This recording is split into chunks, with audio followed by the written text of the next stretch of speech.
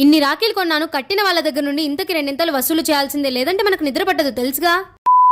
Hey guys, welcome back. మీరు కనుక మన ఛానల్ ఫస్ట్ టైం చూస్తున్నట్లయితే అలా లైక్ అండ్ సబ్స్క్రైబ్ చేసుకోవచ్చు కదా ప్లీజ్. శ్రావణ మాసంలో సారీస్ 1+1 ఆఫర్ అన్నట్టు ఈసారి డబుల్ ధమాకాగా ఫెస్టివల్స్ హాలిడేస్ వెంటనే వచ్చేసాయి. మరి ఇంతకి మీరందరూ వరలక్ష్మి వ్రతం ఎలా చేసుకున్నారు? అరే మాటల్లో పడి మీ అందరికి ఒక విషయం చెప్పడం మర్చిపోయాను. ముందుగా మీ అందరికి వరలక్ష్మి వ్రతం శుభాకాంక్షలు. ఇంకా మా ఇంటి వరలక్ష్మి వ్రతం ఎలా జరిగిందో చూడాలంటే మీరు నెక్స్ట్ వీక్ వరకు ఆగాల్సిందే, ఎందుకంటే మనం స్పెషల్ గా నెక్స్ట్ వీక్ వరలక్ష్మి వ్రతం జరుపుకోబోతున్నాము. మరి ఈ రోజు ఎందుకు ఇంత ట్రెడిషనల్ గా రెడీ అయ్యాను అనుకుంటున్నాను. మనకు హాలిడేస్ దొరికేది ఏ అమావాస్య పుణ్యానికో, అలాగే ఆ హాలిడేస్ రోజు ఖాళీగా ఉండటం గగనమే. ఈ రోజు ఖాళీగా ఉన్నాను, అందుకే ఈ రోజు ట్రెడిషనల్ గా ఒక చిన్న ఫోటోషూట్ ప్లాన్ చేసుకున్నాను. ఫోటోస్ అండ్ రీల్స్ అన్ని అయితే చాలా బాగా వచ్చాయి. అవన్నీ మన ఇన్స్టాగ్రామ్ పేజ్ లో అప్లోడ్ చేస్తాను. మీరు ఒకవేళ ఫాలో అవ్వకపోతే డూ ఫాలో. ట్రెడిషనల్ గా రెడీ అయ్యాననేసి ఇలాగే వెళ్లి రాఖీలు తీసుకున్నాను. రోడ్ లో వెళ్తుంటే నిజంగా ఎంత ఎంబారసింగ్ గా అనిపించింది అంటే అందరూ చూస్తుంటే. ఈ రోజు వరలక్ష్మి వ్రతం కాబట్టి బ్రతికిపోయాను. ఇంకా మా అన్న వాళ్ళకి రాఖీలు కట్టేది అండ్ వాళ్ళ దగ్గర నుంచి నేనేం వసూలు చేశాను అనేది రేపటి వీడియోలో అప్డేట్ చేస్తాను. ఇంతకీ నా లుక్ ఎలా ఉందో కమెంట్ చేసి లైక్ చేసి సబ్స్క్రైబ్ చేసుకుని వెళ్ళడం మాత్రం మర్చిపోకండి. బాయ్. మరోసారి మీ అందరికీ వరలక్ష్మి వ్రతం శుభాకాంక్షలు.